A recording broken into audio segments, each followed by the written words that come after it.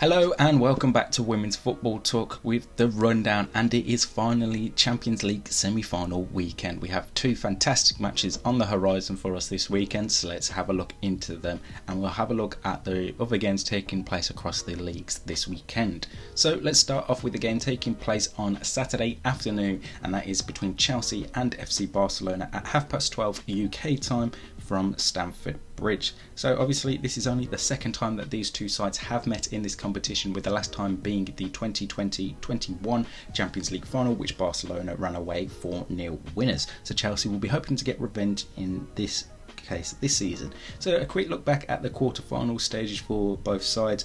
Chelsea obviously won the first leg 1-0 against 8-time winners Lyon, but ended up losing the second leg 2-1 on the night, but won 4-3 on penalties, with Anne Katrinberg pulling off the big save of Lindsay Horan's penalty to send Chelsea through to this semi-final. So it's going to be an interesting way to see how Chelsea line up, because obviously defensively they have problems with both Millie Bright and Kadisha Buchanan being ruled out. There is a slight chance of Kadisha Buchanan being available as a time recording. Emma Hayes hasn't had a weekly press conference, but she was saying after Chelsea's last game that it's unlikely that she will play this weekend, and has already ruled out Bright. So if we look back to the game against Aston Villa in the FA Cup last weekend, Chelsea, they played with a back two centre-half pairing of Magdalena Eriksson and Maren Mjelde.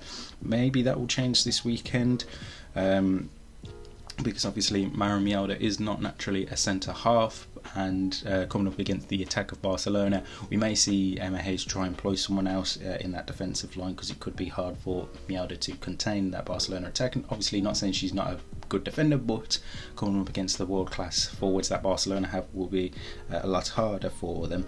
Elsewhere, I wouldn't expect many changes from that Chelsea game last weekend. You may possibly see Jessie Fleming start, possibly, for maybe Jelena Kankovic, with the only other change that being there, but otherwise I don't see any changes. For Barcelona, looking back at their quarter-final tie, obviously they won the first leg 1-0 against AS Roma, and then proceeded to beat them 5-1 at the new camp, and obviously a fantastic first half for Barcelona, winning, scoring 3 goals, Fridolina Rolfo scoring a brace in that first half, and Mappy Leon also scoring a wonderful goal. So Barcelona know a thing or two about getting goals when they need to, and obviously know how to break down this Chelsea side, and it's going to be very interesting to see how they do cope with that. Speaking on league form for Barcelona, they're obviously unbeaten in their last 60 games. Can they continue their fantastic run? It is likely to do so, but Champions League is always a different competition and different ask for them, and I think it's going to see a really good battle between the two sides, and I'll probably just slightly edge Barcelona due to the fact of the injuries that Chelsea have in their back line compared to Barcelona's squad.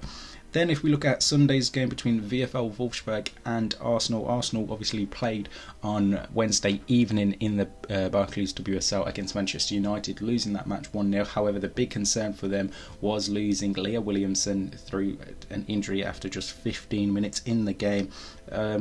As of time of recording, we don't know the full extent of Leah Williamson's injury. Obviously, we will keep you updated with that, and if there's anything serious, we'll let you know.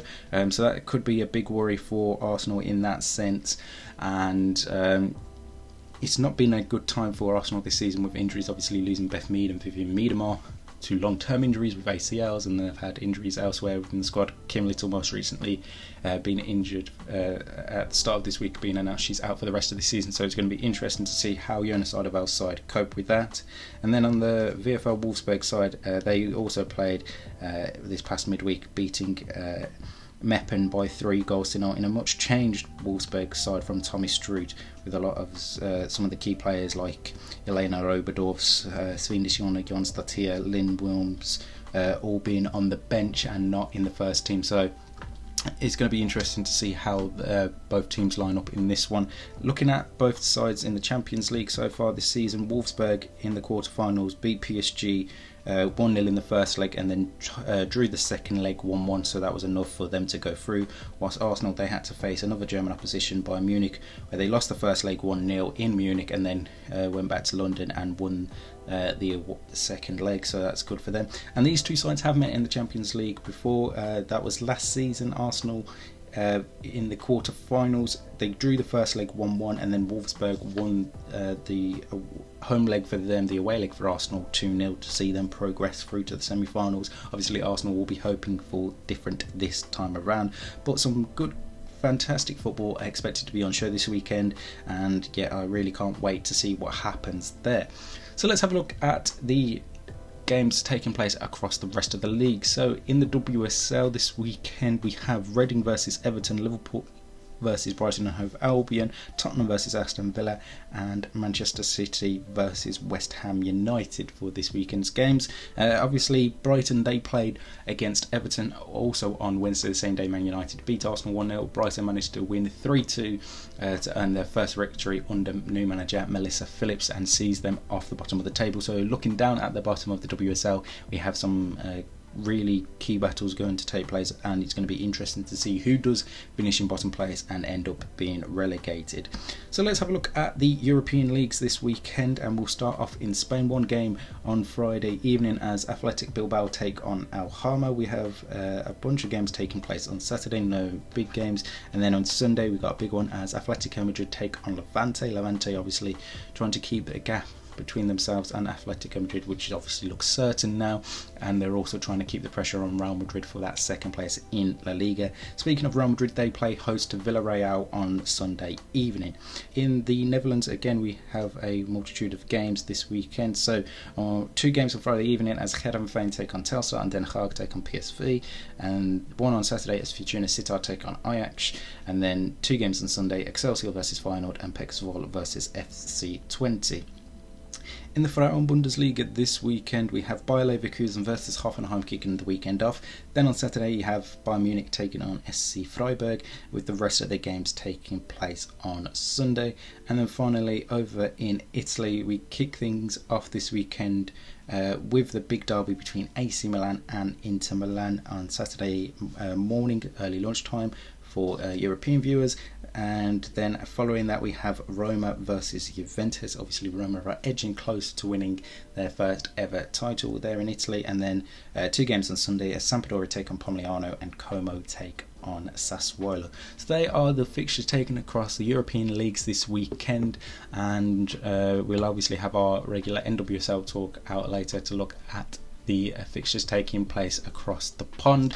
Some news coming out these past couple of days. We've had the United States and Mexico announce a joint bid to host the 2027 World Cup. So that will be a year after the men's hosted the World Cup. There are obviously no Canada in that joint bid like the men's football, but it's just solely USA and Mexico. And Danish and BK Häcken's Stina Larsson has been ruled out of this summer's World Cup after BK Häcken announced that she has torn her ACL. So obviously we're wishing her a speedy recovery and hopefully see her on the field of play again in the future.